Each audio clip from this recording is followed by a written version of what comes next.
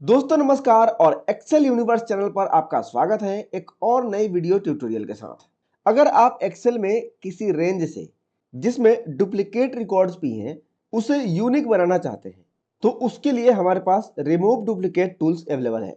उसका यूज करके आप किसी भी रेंज के अंदर से डुप्लीकेट रिकॉर्ड्स को रिमूव कर सकते हैं।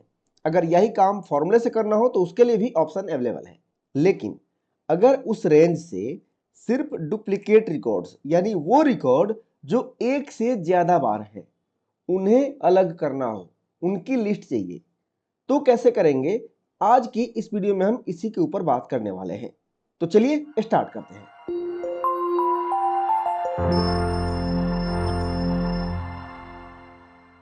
मेरे पास ये एक सैंपल डेटा है जिसमें कुछ कंट्री के नेम दिए गए हैं। अगर ध्यान से देखें तो इसमें ये 4 नेम यूनिक हैं। बाकी सभी कंट्री के नेम 2 या 2 से ज्यादा बार हैं और हमें इन्हीं डुप्लीकेट नेम वाले की अलग से एक लिस्ट चाहिए जो डायनेमिक हो। तो अगर आप माइक्रोसॉफ्ट 365 या 2021 वर्जन का एक्सेल यूज कर रहे हैं तो इसका सॉल्यूशन काफी छोटा और आसान है। आप चाहें तो कोई यूजर डिफाइंड फंक्शन भी तैयार कर सकते हैं, लेकिन एक्सेल के 2016 या इससे पुराने वर्जन में इस काम को करने के लिए, इस तरह का रिजल्ट लाने के लिए कई सारे फंक्शंस और लॉजिक का यूज करके एक डायनेमिक फॉर्मूला तैयार कर सकते हैं। और यहां इसका सॉल्यूशन निकालने के लिए मैंने इंडेक्स, मैच, इफ और काउंट इफ्स फंक्शन का यूज किया है। लेकिन कौन सा फंक्शन कब, कहां और कैसे अप्लाई होगा और ये कैसे काम करेगा, आइए इसे करके देखते हैं। सबसे पहला काम हम करेंगे कि इस पूरे रेंज के अंदर से जितने भी नेम यहाँ पे दिए गए हैं, चाहे वो डुप्लीकेट हो या यूनिक हो, इन सब की एक यूनिक लिस्ट निकालेंगे। इसके लिए यहाँ पे लिखते हैं इक्वल टू इंडेक्स। एरे में इस पूरे रेंज को सिलेक्ट किया और इसे फ्रीज करेंगे। फ्रीज करने के लिए आप इस रेंज को सिलेक्ट करने के बाद फंक्शन की F4 प्रेस करते हैं। अब नेक्स्ट चाहिए हमें रो नंबर, जो कि इस इंडेक्स फंक्शन का मैंडेटरी आर्गुमेंट है। तो फिलहाल इसके लिए हम इस D3 सेल को सिलेक्ट करते हैं जहां रो नंबर हम मैन्युअली इनपुट करेंगे फिलहाल के लिए, बाद में इसे ऑटोमेट करेंगे। ब्रैकेट क्लोज करते हैं एंड इंटर, और फिर इसे नीचे तक ड्रैग कर देंगे। अभी इस डी कॉलम में कुछ भी इनपुट नहीं किया गया है तो ठीक सामने वाला रिकॉर्ड ही यहाँ पे आ रहा है। अब यहाँ नंबर इनपुट करें 1, तो इस रेंज से पहला नेम आ गया जो कि पहले भी आया हुआ था। अब यहाँ इसके नीचे इनपुट करेंगे नंबर 2, तो फिर से यही नेम आएगा, लेकिन ये नेम पहले आ चुका है और अगली बार ये नेम ना आए क्योंकि ये डुप्लीकेट है। इसलिए यहां नंबर 2 की जगह नंबर 3 आना चाहिए। फिर इसके बाद यहां नंबर 4 होगा, फिर उसके बाद जर्मनी फिर से एक बार आ गया, इसलिए अब नंबर 5 ना होकर यहां पे नंबर 6 आना चाहिए। तो जो भी लॉजिक या फॉर्मूला हमें लगाना है वो सिर्फ इस रो नंबर को लाने के लिए, और चूंकि ये एक एरे फॉर्मूला होगा इसलिए सिर्फ पहला रिजल्ट लाने के लिए जिन स्टेप्स का हम यूज करेंगे वही स्टेप्स हर बार यूनिक रिकॉर्ड लाने के लिए यूज होगा। यह हमें बार बार नहीं करना है, ये ऑटोमेटिकली फॉर्मूले के द्वारा किया जाएगा। तो आइए देखते हैं कि ये रो नंबर आएगा कैसे। यहां ये पहला नेम आ गया है, अगर यही नेम फिर से आए तो उसे स्किप कर दे, यही हमारा मोटिव है क्योंकि हम अभी फिलहाल यूनिक लिस्ट निकाल रहे हैं। तो यहां हम ये पता करेंगे कि ये नेम इस रेंज के अंदर कितनी बार है। इसके लिए हमारे पास है काउंट इफ या काउंट इफ्स फंक्शन। यहां पर मैंने लिखा इक्वल टू काउंट इफ्स। इसके क्राइटेरिया रेंज के लिए इस E2 सेल को सिलेक्ट करेंगे जो कि फिक्स रहेगा, कॉमा, और इसका क्राइटेरिया होगा ये कंट्री नेम वाला रेंज। इसे भी हम फ्रीज करेंगे, ब्रैकेट क्लोज एंड इंटर, और फिर इसे नीचे तक ड्रैग कर देते हैं। अब यहां आप देखें तो यहां मैंने क्राइटेरिया रेंज के अंदर E2 सेल को सिलेक्ट किया है और E2 सेल में जो टेक्स्ट लिखा है वो इस पूरे रेंज के अंदर कहीं नहीं है। ऐसे में काउंटिप्स का रिजल्ट 0 आएगा। अब अगर इस E2 को चेंज करके E2 कॉलन E3 कर दें और इसे नीचे तक ड्रैग करते हैं तो जहां जहां ये पहला वाला नेम मिलेगा वहां पे 1 आएगा और बाकी जगह पे 0।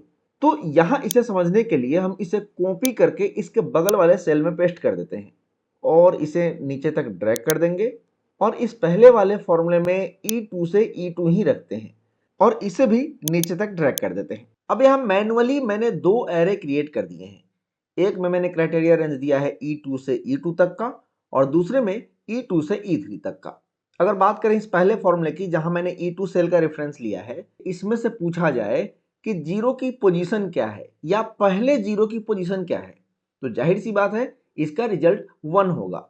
लेकिन जब हम इस रेंज के ऊपर बात करें जिसमें E2 से E3 तक का रेंज लिया गया है और E3 में हमारा पहला कंट्री नेम आ चुका है, तो जहां भी ये कंट्री नेम इस रेंज में मिलेगा वहां उसका रिजल्ट 1 आएगा और उसके बाद जीरो मिलेगा। अब अगर इस रेंज के अंदर आपसे पूछा जाए कि जीरो किस पोजीशन पर है, तो इसका जवाब होगा नंबर 3, क्योंकि पहले दो सेल के अंदर नंबर 1 आया हुआ है और उसके बाद है जीरो जो कि थर्ड पोजीशन पर है और इसी जीरो की पोजीशन हमें चाहिए और इस पोजीशन को लाने के लिए हम यूज करेंगे मैच फंक्शन का। यहां पे लिखते हैं इक्वल टू मैच, इसका लुकअप वैल्यू होगा 0 और लुकअप एरे में इस पहले वाले काउंट टिप्स के रिजल्ट को सिलेक्ट कर लेंगे, कॉमा 0 एग्जैक्ट मैच के लिए एंड ब्रैकेट क्लोज।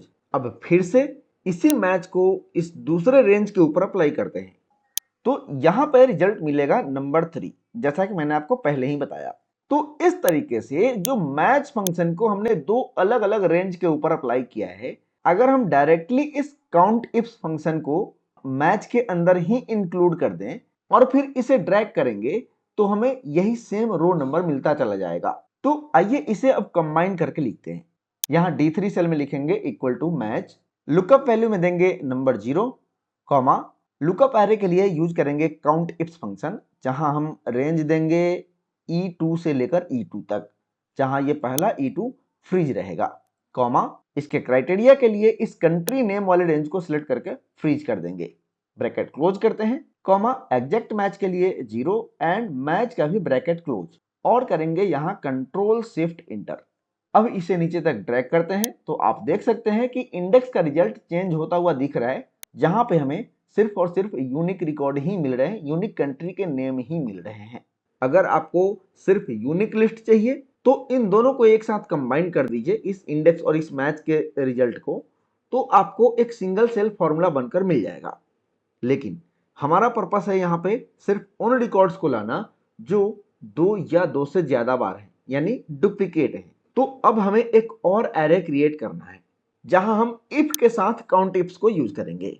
तो यहां पे लिखा इक्वल टू इफ और इसके अंदर देंगे काउंट इफ्स, जिसमें क्राइटेरिया रेंज और क्राइटेरिया दोनों के लिए इस कंट्री नेम वाले रेंज को सिलेक्ट करना है, दोनों को हम फ्रीज करेंगे, ब्रैकेट क्लोज करेंगे काउंट इफ्स का और यहां पे एक लॉजिक देंगे कि इस काउंट इफ्स का रिजल्ट ग्रेटर देन 1 होता है या ग्रेटर देन इक्वल टू 2 होता है, तब हमें 0 चाहिए, नहीं तो 1, ब्रैकेट क्लोज करेंगे एंड इंटर।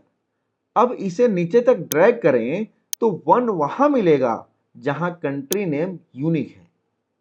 अब मैच फंक्शन में हम 0 को मैच करा रहे हैं और इस मैच के अंदर जो काउंटिफ्स का हमने यूज किया है लुकअप एरे में, उसमें इस इफ और काउंटिफ्स के रिजल्ट को प्लस कर दें, तो जो नेम इस लिस्ट में यूनिक होगा उसके लिए पहले ही 1 मिल जाएगा और मैच को चाहिए 0 ताकि वो उसका रो नंबर दे।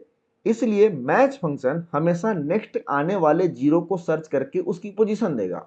तो मैंने इस इफ फंक्शन को यहां से कॉपी किया और इसके अंदर यहां पे करेंगे प्लस और जो कॉपी किया गया फॉर्मूला है उसे पेस्ट कर देंगे। अब करते हैं कंट्रोल शिफ्ट इंटर और इसे नीचे तक ड्रैग करें तो देख सकते हैं कि इंडिया जो कि इस लिस्ट में सिर्फ एक बार है, उसकी पोजीशन 3 है और वो इस रिजल्ट में नहीं आ रहा है। तो इस तरह हमने सिर्फ डुप्लीकेट कंट्री नेम वाले का रो नंबर निकाल लिया।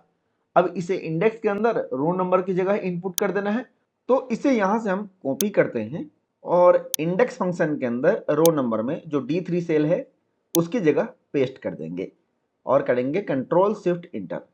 एक बात और, अगर इस फॉर्मूले को नीचे ड्रैग करते हैं तो हमें एरर भी मिलेंगे, तो इस एरर को हैंडल करने के लिए हम इफ एरर फंक्शन का यूज कर सकते हैं। इसके आगे हमने लगाया इफ एरर और ब्रैकेट ओपन करने के बाद लास्ट में कॉमा देंगे और 2 times double quote, bracket close करेंगे और एक सिंगल सेल फॉर्मूला बनकर तैयार है जिससे हम किसी भी रेंज में आने वाले डुप्लीकेट रिकॉर्ड्स को एक्सट्रैक्ट कर सकते हैं। यही नहीं, आप इसका यूज करके उन रिकॉर्ड्स को भी अलग कर सकते हैं जो 3 या 3 से ज्यादा बार हैं, या 4 से ज्यादा बार हैं, या किसी दो नंबर के बीच के रिकॉर्ड्स हैं।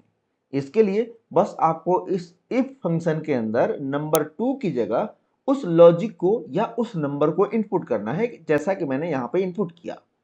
तो ये है तरीका जो एक्सेल के पुराने वर्जन में काम करेगा।